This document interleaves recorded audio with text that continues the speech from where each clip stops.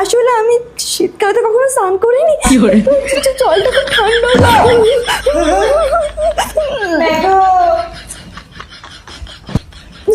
Sorry, বউ নিয়ে এসছে, বুক ধরপড় করে চলে এলাম, জানি তো করে দেবো।